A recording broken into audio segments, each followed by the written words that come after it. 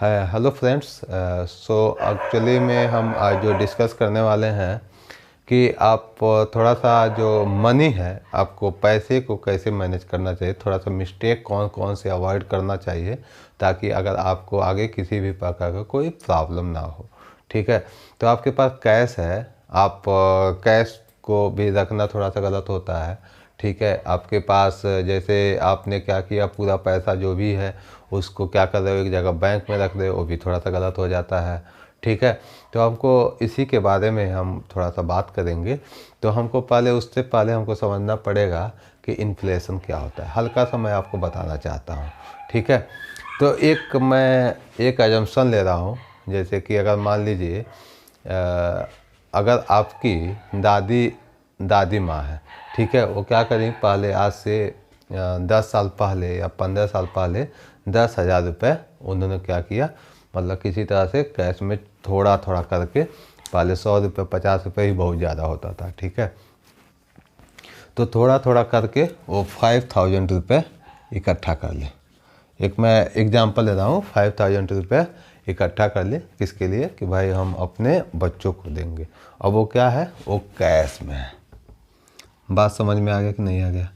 अब जब उस समय जब वो पैसा इकट्ठा कर रही थी, ठीक है, तो जब उस समय जो 100 रुपये का जो वैल्यू था, बात समझिएगा, उस समय जो 100 रुपये का वैल्यू था, क्या आज भी उस 100 रुपये का वैल्यू है? इस बात को थोड़ा सोचना पड़ेगा आपको।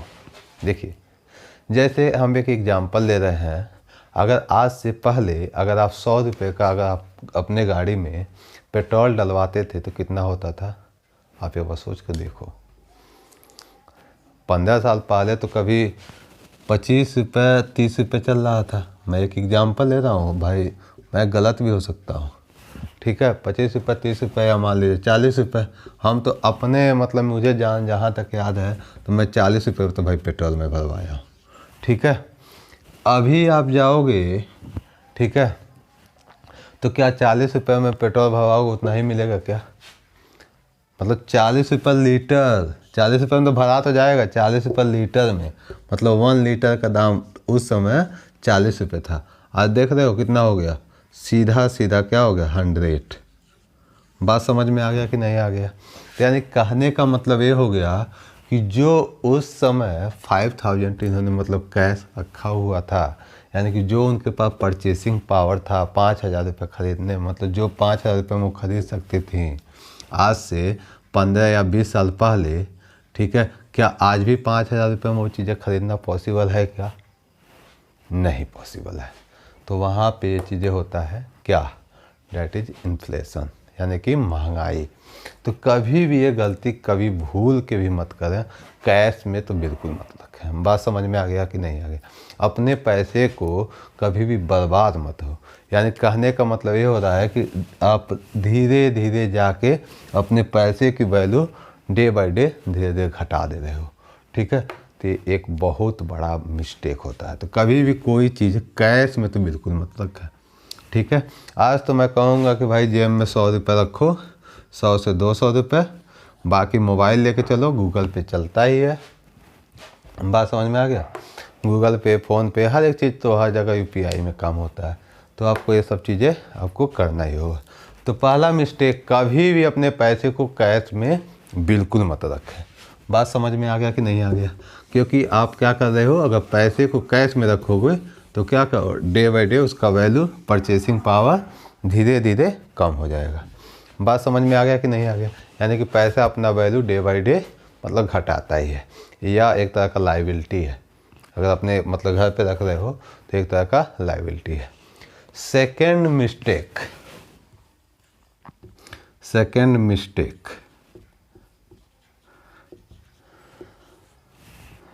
देखिए, सेकेंड मिस्टेक ये होता है, अगर मान लीजिए आपके पास आ गया 2 लाख रुपए, ठीक है, 2 लाख रुपए कहीं से आ गया और आपके अकाउंट में मान लीजिए 5,000 रुपये, मतलब 5 लाख रुपए है।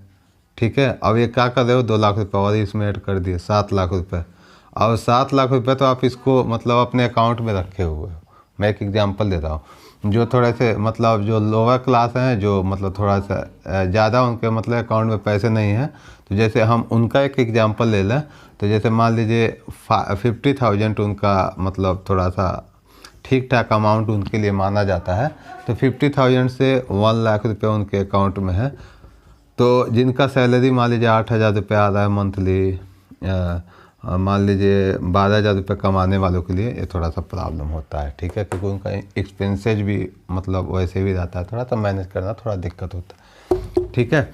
तो मैं एक एग्जांपल ले रहा हूँ। तो जैसे मान लीजिए 5 लाख रुपये, ठीक है, तो कितना हो रहा है यहाँ पे 5 लाख ये 2 लाख ये, तो कितना हो गया 7 लाख रुपये, 7 लाख रुपये। आप क्या कर रहे हो, 7 लाख रुपये आपने क्या किया, बैंक में जमा कर दिया।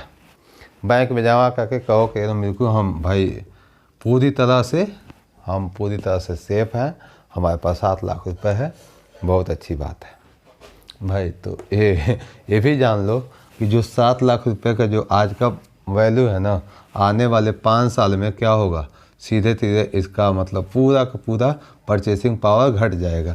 और इस पर कोई बैंक कितना हो भी अच्छा बैंक हो, 3 से 4% से ज़्यादा इंटरेस्ट रेट देता ही नहीं है। और इन्फ्लेशन तो आप जाने दो, कभी तो भाई 3% 4%, ठीक है, और फिर उसके बाद से क्या होगा। और इन्फ्लेशन की खासियत ये है कि सबसे बड़ी खासियत ये है कि भाई इतना रहेगा, यानी कि CAGR पे काम करता है। इस बात का देख लीजिएगा, ध्यान देख लीजिएगा, CAGR मतलब अपने आप में बहुत बड़ी चीज़ होता है। बात समझ में आ गया कि नहीं आ गया? यानी कि CAGR एक तरह का मैं कॉन्सेप्ट होता है। अगर ये चीज़ें को अगर हम समझाएंगे आने वाले वीडियो में, तो आपको CAGR क्या कर सकता है आपके पैसों के लिए, क्या उसका इम्पोर्टेंस है, बहुत आपको समझ में आएगा। ये छोटी सी चीज़ है लेकिन जादू एक तरह का कर लो, ठीक है। ये वॉरेन बफेट का रूल कहता है कि CAGR को इम्पोर्टेंट दो, ठीक है। तो क्या हुआ, तो आपने क्या किया, जैसे 7 लाख रुपीज़ है तो उसको रख लिया, ठीक है। तो अगर आप क्या किए होते, आप 7 लाख रुपए में क्या किए, 2 लाख रुपए अपने कैश रखे होते। बात समझ में आ गया कि नहीं आ गया? 2 लाख रुपए आप कैश अपने मतलब कैश मतलब बैंक में, कैश मतलब है नहीं कि मतलब ये आप अपने हाथ में लिए हो, कैश मतलब बैंक में, हम कैश इसको बोल रहे हैं। इससे पहले जो समझाए तो वो रियल कैश मतलब नोट की बात कर रहे थे। तो 2 लाख रुपए अपने बैंक में मतलब गूगल पे में रखे, ताकि कुछ भी मतलब खर्चा वर्चा हुआ, कुछ भी अचानक आप खरीद सकते थे, ठीक है। तो उसको आप रख दिए। 5 लाख रुपीज़ आप क्या किए, आप कहीं पे म्यूचुअल फंड में 2 लाख रुपये आप क्या किए, इसमें से 5 लाख में 2 लाख क्या किए, म्यूचुअल फंड में इन्वेस्ट कर दिए। आपने क्या किया, 3 लाख रुपये आप क्या किए, प्रोविडेंट फंड में इन्वेस्ट कर दिए, ठीक है। प्रोविडेंट फंड, अब इसका आजकल जो गवर्नमेंट दे रही है, इस समय चल रहा है 6 to 7%, 6 to 7%। आप कहोगे कि 3% और 7% क्या फ़र्क है भाई? ये जब CAGR समझाऊंगा ना, तब आपको वैल्यू पता चलेगा कि भाई 0.5% का मतलब क्या होता है। तो यहाँ तो भाई 3% है। बात समझ में आ गया कि नहीं आ गया? तो 6 to 7% ये देता है। तो अगर ये आने वाले 10 साल में अगर 6 to 7 का अगर आप CAGR कैलकुलेट करो, तो अभी तो मैं कैलकुलेट नहीं कर रहा हूँ। तो देखो, अगर मान लीजिए अगर आपको जैसे 7 लाख है, मैं एक एग्जांपल दे रहा हूँ, ठीक है। तो जैसे मान लीजिए 3 लाख है, 3 लाख है, ठीक है, 3 लाख है। तो इसका क्या करोगे, 6% निकालोगे। तो 6% मान लो इतना हो गया, कितना हो गया, हाँ ठीक है। तो 3% यानी कि 9,000 हो गया कि नहीं हो गया? अब 9,000 क्या करोगे, इसमें मतलब ऐड कर दोगे। बात समझ में आ गया कि तो कितना हो जाएगा, यानी कि 3,09,000। बात समझ में आ गया? अब उसके बाद जो इंटरेस्ट लगेगा, इस पे 3,09,000 पे इंटरेस्ट लगेगा। फिर ये आपका पैसा ऐसे ही बढ़ता चला जाएगा। बात समझ में आ गया कि नहीं आ गया? तो यानी कि जो वैल्यू है काफ़ी बढ़ जाएगी। यानी कि आप इतना समझ लो कि बैंक उतना तो नहीं देगा। अब 20 साल में आपके पास बहुत अच्छा खासा वेल्थ होगा। वेल्थ मतलब एक तरह का समझ लीजिए कि ऐश की ज़िंदगी जीने वाला, ठीक है। तो ये 6 to 7% का इम्पोर्टेंट समझो। तो प्रोविडेंट फंड है। बात समझ में आ गया कि नहीं आ गया? तो 3% उस पर आपका mutual fund on an average भाई 10 to 12% आपको दे ही देता है, बढ़िया। अब कुछ लोग बुद्धिमान होते हैं, बहुत बड़े ज्ञानी होते हैं, वो क्या करते हैं कि भाई बस सुन लिए कि भाई ऐड आता है म्यूचुअल फंड सही है, और जाके म्यूचुअल फंड कोई भी ले लिए, तो भाई म्यूचुअल फंड भी भाई बर्बाद कर देता है। बहुत सारे म्यूचुअल फंड हैं जो रियल में हर एक म्यूचुअल फंड मतलब आपको रिटर्न अच्छा नहीं देता है। बात समझ में आया कि नहीं आया? तो उसको भी सेलेक्ट करना बहुत ज़रूरी होता है। पता चले आपने क्या किया, आपको पैसा तो नहीं डुबाएगा, इतना जान लीजिए, लेकिन आपके पैसे की वैल्यू ज़रूर घटा देगा। जैसे अगर मान लीजिए आपने उसमें 10,000 आपने इन्वेस्ट किया है, ठीक है, आप क्या किए कि भाई वहाँ पे कुछ देख ही नहीं रहे हो, ठीक है, आराम से लगा के देख लिए कि भाई आपने मतलब कोई रिसर्च नहीं किया कौन सा म्यूचुअल फंड है, क्या रिकॉर्ड है, 10 ईयर का क्या रिकॉर्ड है, मतलब इस पे कितना ग्रोथ का है, इसका CAGR कितना बन रहा है, ये सब कुछ भी आप देखें नहीं, बस देखें कि भाई हाँ म्यूचुअल फंड है। तो कौन कौन से म्यूचुअल फंड है भाई, किसी भी बैंक में जाते हो, ठीक है, तो वहाँ पे भाई कोशिश करते हैं जहाँ पे उनको ब्रोकरेज बहुत अच्छा मिलता है उसी में लगा देते हैं, ठीक है। तो कभी तो भाई बैंक तो ऊपर भरोसा बिल्कुल मत करो, मतलब जो वहाँ पे इन्वेस्टर जो आइडिया देते हैं बिल्कुल मत करो, आपने फाइनेंशियल एडवाइज़र से बात करो, ठीक है। आप YouTube पे रिसर्च कर सकते हो कौन कौन से, बाकी आने वाले वीडियो में तो मैं अपडेट ज़रूर करूँगा। बाकी YouTube पे आप देख सकते हो कौन कौन से म्यूचुअल फंड कौन सा सही है, ठीक है। तो उनका भाई वहाँ पे आपने इन्वेस्ट किया, अभी मान लीजिए आप 10,000 आपने इन्वेस्ट किया है, ठीक है, वहाँ पे क्या हुआ, आपने गलत जगह इन्वेस्ट कर दिया, वहाँ CAGR बिल्कुल नहीं है, तो अब पता चल रहा है कि भाई 4 साल तक आपने उसको बिल्कुल देखा नहीं, और भाई 10,000 भाई बिल्कुल वैसे ही रह गया। 10,000 का हो गया 10,000 100 रुपीज़, भाई क्या मतलब है यार, कोई मतलब ही नहीं है, आपका वैल्यू तो घट गया। इन्फ्लेशन पता है कितना तेज़ चल रहा है, ठीक है, महंगाई कितना तेज़ बढ़ रही है। और हाँ, कुछ लोग जो बहुत बड़े ज्ञानी लोग होते हैं, ठीक है, वो कहते हैं इन्फ्लेशन भाई देश को बर्बाद करता है, बिल्कुल बर्बाद करता है, एग्री कर रहे हैं, लेकिन इन्फ्लेशन अगर नहीं रहेगा ना तो आपका देश जहाँ पे है वहीं पटक भी जाएगा। इस बात को आपको समझना पड़ेगा। Inflation is very important for growth, ठीक है, आपकी GDP के लिए, GNP के लिए, हर एक जगह के लिए इन्फ्लेशन बहुत ज़्यादा ज़रूरी होता है, ठीक है। तो इन्फ्लेशन क्यों ज़रूरी है इसके ऊपर भी बात करेंगे। लेकिन हाँ, कुछ लोग महानुभाव होते हैं उसमें भी कहेंगे कि भाई अब इन्फ्लेशन भी बहुत ज़्यादा ज़रूरी है। तो भाई अब पता चले कि भाई आज है 10 रुपये, ठीक है, अब आने वाले 20 दिन में भाई 100 रुपये हो गया, तो भाई ये इन्फ्लेशन नहीं, तो ये भाई सीधी बात एक तरह का हत्या कर लो, ठीक है, आदमियों की हत्या कर रहा है। बात समझ में आ गया कि नहीं आ गया? ये मैं इसकी बात नहीं कर रहा हूँ, ये 10 दिन में मैं इसकी बात बिल्कुल नहीं कर रहा हूँ। इन्फ्लेशन मतलब ये हो गया कि भाई 1 से 2%, 3% ऐसे, मतलब 1 से 2% भाई बहुत है इन्फ्लेशन, तो वो आपके कंट्री के लिए बहुत ज़रूरी होता है।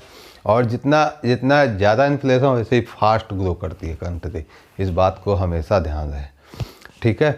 तो थोड़ा सा रिसर्च करना भी बहुत ज़रूरी है, ठीक है। तो यही चीज़ें मैं बता दिया कि अपने पैसे को सही जगह इन्वेस्ट करें। तो यही चीज़ें म्यूचुअल फंड में आंख बंद करके बिल्कुल ना इन्वेस्ट करें, कहीं पे इन्वेस्ट करना है तो वह रिसर्च करें। बाकी अगर आपको आंख बंद करके इन्वेस्ट करना है तो PF में कर लें, आंख बंद करके मतलब इन्वेस्ट कर लीजिए। बाकी जो अगर अच्छे म्यूचुअल फंड है तो उस पर जाओगे तो ऑन एन एवरेज देखा जाए तो जो बढ़िया म्यूचुअल फंड है 10 to 12% मतलब ऑन एन एवरेज CAGR देते हैं। CAGR, इस बात का ध्यान रहे, CAGR ये नहीं है भाई simple interest, CAGR compound interest, ठीक है।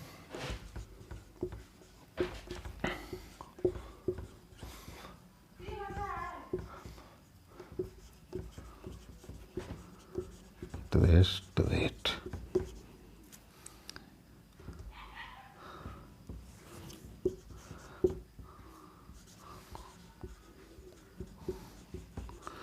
Compound annual growth rate, CAGR। बात समझ में आ गया कि नहीं आ गया? चक्रवृद्धि ब्याज जो आप समझते हो, ठीक है, बस हिंदी में समझ लीजिए। तो अपने पैसे का वैल्यू हमेशा करें, ठीक है। तो कभी भी पैसे को बर्बाद ना होने दें, इन्वेस्ट करें, सही जगह इन्वेस्ट करें। बाकी आप कहाँ कहाँ इन्वेस्ट कर सकते हो, एक मैं पीएफ का एग्जांपल दिया, म्यूचुअल फंड का। बाकी इन्वेस्टमेंट का आइडिया हम अगले वाले वीडियो में हम बात करेंगे। कुछ म्यूचुअल फंड जो अच्छे म्यूचुअल फंड हैं, कहाँ पे आपके लिए मतलब बढ़िया हो सकता है। बाकी आने वाले वीडियो में हर एक चीज़ आपको 1 बाय 1 क्लियर कराते जाएंगे। तो प्लीज़ अवॉइड दिस मिस्टेक। आपके जो नोट वाला कैश है उसको बिल्कुल ही मतलब अपने हाथ बिल्कुल ना रखें। 200-300 रुपये अपने जेब में रखें, इससे ज़्यादा बिल्कुल ना रखें। 500 रुपये तक रख लीजिए, 1000 रुपये तक रख लीजिए, चल जाएगा। लेकिन जेब में 10-10 हज़ार रुपये लेके घूम रहे हो दिखाने के लिए, तो भाई गलत है। बैंक में भाई आज के ज़माने में हर जगह ऑनलाइन पेमेंट चलता है, तो भाई मोबाइल ले लो ना, आराम से भाई गूगल पे पहले बात कर लो कि भाई गूगल पे चलता है कि नहीं चलता, पेमेंट कर दो, कोई बात ही ख़त्म है, ठीक है। किसी भी मतलब आपके पास अगर कैश नहीं है तो कहीं पे कुछ भी ख़रीदने जाना है तो पहले पूछ लो भाई आपके पास मतलब गूगल पे चलता है कि नहीं, फ़ोन पे चलता है कि नहीं, ये चीज़ें आपको करना पड़ेगा ना, ठीक है। तो कैश में बिल्कुल ना रखें। और प्लस अगर इन्वेस्ट में मतलब बैंक में भी ज़्यादा पैसा ना रखें। एक तरह का देखा जाए तो अपने जो भी आपकी अर्निंग है उसका 4 to 5 टाइम्स अपने मतलब अकाउंट में रखें, ताकि आने वाले थोड़ा इमरजेंसी के लिए थोड़ा सा काम आ सके, ठीक है। बाकी सब इन्वेस्ट करें। बात समझ में आ गया कि नहीं आ गया? बाकी 50-30-20 रूल का भी हम बात करेंगे, तो उस पर हम आगे इन्वेस्टमेंट आइडिया के ऊपर जब बात करेंगे तो उसके ऊपर हम डिस्कस कर देंगे। So thank you so much, आपने मेरे वीडियो को यहाँ तक वॉच किया। बाकी फाइनेंशियल अवेयरनेस के लिए हमारे वीडियो को ज़रूर एक बार सब्सक्राइब करें, और अगर वीडियो मेरा अच्छा लगा हो तो एक बार लाइक ज़रूर करें, ठीक है। और अगर आपको किसी को शेयर करना है तो शेयर कर सकते हैं। Thank you so much.